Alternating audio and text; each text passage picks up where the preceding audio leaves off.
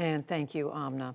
The weekend's tragedies and the calls since for policy changes have also become, for now, the dominant focus of the 2020 presidential campaign. By and large, the candidates put their focus squarely on the president. Here is some of what they had to say today.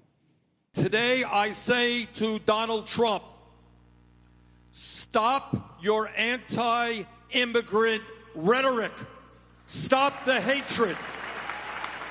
Because that language, that hatred, that divisiveness creates a situation where certain people will do terrible things. Mr. President, it's long past time you stood up to it.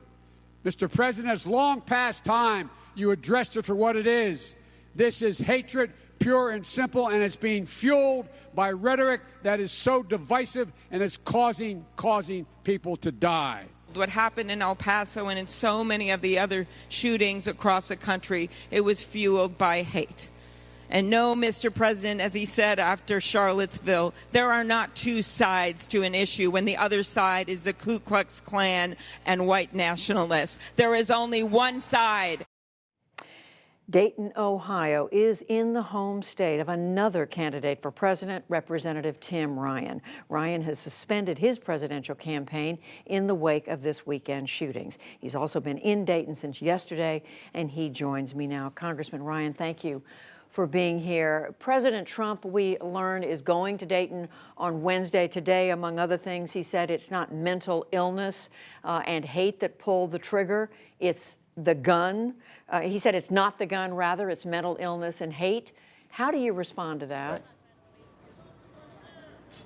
I'm furious about the whole thing, to be quite frank. I think it is an insult to the victims, both here in Dayton and in El Paso, and all the victims that have died in scenarios like these across the United States over the past many years, because we know that 4 out of 5 of these crimes has nothing to do with mental illness, that the vast majority of people and families that are dealing with mental illness, those people are not violent in any way, shape, or form.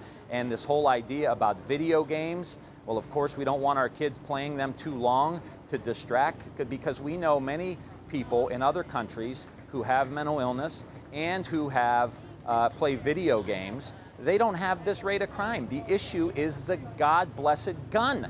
And these weapons of war that are on the street slaughtering people in places like Dayton and El Paso. And if we don't close these loopholes and stop making these weapons of war, these crimes are not going to stop.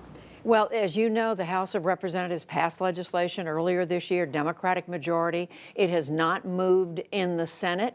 Are you hearing a clear message from voters in Ohio, in Dayton, about what they think should be done? We had a candlelight vigil last night, and I stayed here for 2 hours after.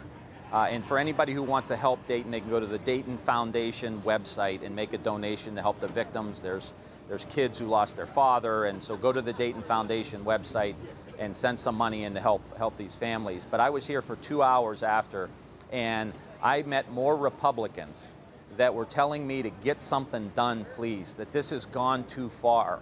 And so when you hear that coming from a Democratic town in a Democratic county in Southwest Ohio, you know that we're reaching the point in this country where people are fed up, and the NRA paid off politicians like Mitch McConnell and Donald Trump and others in Republican leadership are going to get steamrolled. Can it happen now, or does it take some more time? I'm not sure, but we're going to apply as much pressure as we possibly can on these politicians who are carrying water for the gun manufacturers and the NRA. It's got to stop, and I think we're building more and more Republican support, although you may not see it reflected in their political leadership. Well, I think we want to know if there's any single thing that can realistically happen. For example, the governor of Ohio has been pushing the so-called red flag laws that enable weapons, firearms to be taken away from people who may present a danger to the community. This is something, we haven't seen an appetite for nationally. Or do you think that tide is turning?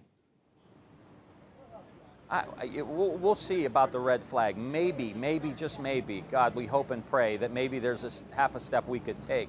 But I will just be clear, that is very, very inadequate. That is saying that if you know somebody, if you think they may try to buy a gun, if, that maybe you can prevent it. And what we're saying is whoever goes to buy a gun, regardless of who they are, should get a background check. And that's the bill that's sitting at Mitch McConnell's doorstep right now. And it has the support of about 80% of the American people, over 70% of gun owners and hunters that also think that there should be a background check. And yet Mitch McConnell won't bring it up for a vote. Now, to me, that is an insult to these people here who have lost lives. I mean, these people had hopes and dreams, they had plans, they had vacations, they have kids, you know, their kids had dads that they lost here. This is just gut-wrenching, and to think that people are being so inadequate in their response, and the president is the distractor-in-chief more than anything else because he wants to get everybody off talking about some of these issues like gaming. As opposed to dealing with the real issue, which is the weapon of war that slaughtered people both in El Paso and here in Dayton. Congressman Tim Ryan with us tonight from Ohio, from Dayton. Thank you, Congressman.